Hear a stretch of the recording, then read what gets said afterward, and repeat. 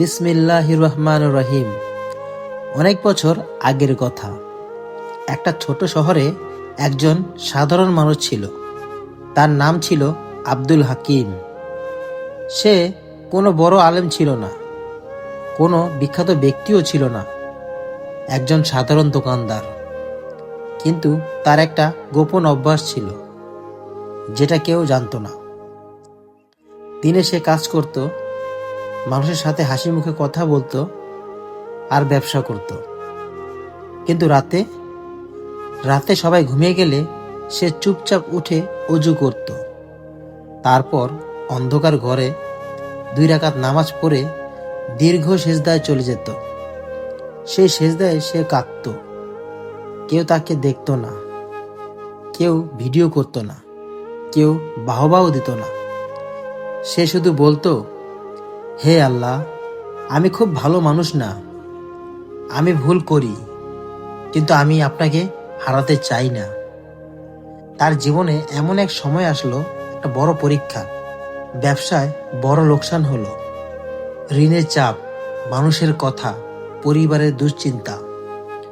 বন্ধুরা বলল, একটু মিথ্যা বলো, একটু হারাম পথে যাও, এভাবে চললে টিকতে পারবে না। শয়তান কানে কানে বলল, এইবার করো, পরে তওবা করবে। কিন্তু সেই রাতেই আব্দুল হাকিম আবার সেজদায় গেল। সে বলল, হে আল্লাহ, সবাই বলছে সহজ রাস্তা আছে, কিন্তু আমি আপনাকে ভয় পাই। আমি হারাম চাই না, আপনি না দিলে আমি নেব না। তার চোখের পানি মাটিতে পড়ছিল। দিন গেল, অবস্থা আরো কঠিন হলো, কিন্তু সে হারাম স্পর্শ করল না। একদিন হঠাৎ এক অচেনা মানুষ তার দোকানে এলো, কিছু বড় অর্ডার দিল। সৎভাবে কাজ দেখে মুগ্ধ হলেন সেই ব্যক্তি। সেই অর্ডার থেকেই তার ব্যবসা আবার দাঁড়িয়ে গেল। সে ধীরে ধীরে ঋণ শোধ করল, আবার ঘরে আগের মতো শান্তি ফিরে আসলো।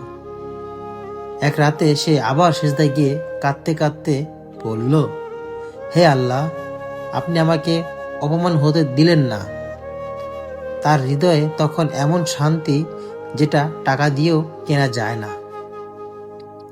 বছর কেটে গেল। একদিন সে অসুস্থ হয়ে পড়ল, বিছানায় শুয়ে আছে। তার ছেলে জিজ্ঞেস করল, আব্বা, আপনি জীবনে সবচেয়ে বড় লাভ কি পেয়েছেন বলেন তো? সে মৃদু হেসে বলল, আমি হারাম ছেড়ে দিয়েছিলাম, আর আল্লাহ আমাকে সম্মান দিয়েছেন। তার চোখে পানি ছিল, কিন্তু সেই পানি ছিল তৃপ্তির। আমার প্রিয় বন্ধুরা, আল্লাহকে ভয় করা মানে ক্ষতি নয়, আল্লাহকে বিশ্বাস করা মানে দুর্বলতা নয়। যে বান্দা গোপনে আল্লাহকে ভয় করে, আল্লাহ তাকে প্রকাশ্যে সম্মান দেন। হয়তো সাথে সাথে না, কিন্তু ঠিক সময়ে। হয়তো দুনিয়ায় না, না হলে আখিরাতে এমন প্রতিদান যা কল্পনার বাইরে।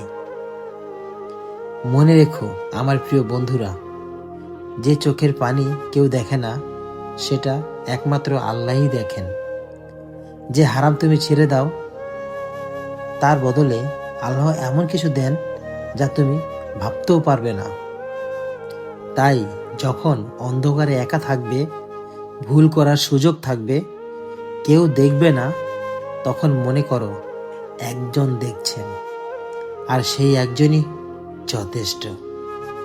আল্লাহু আকবার।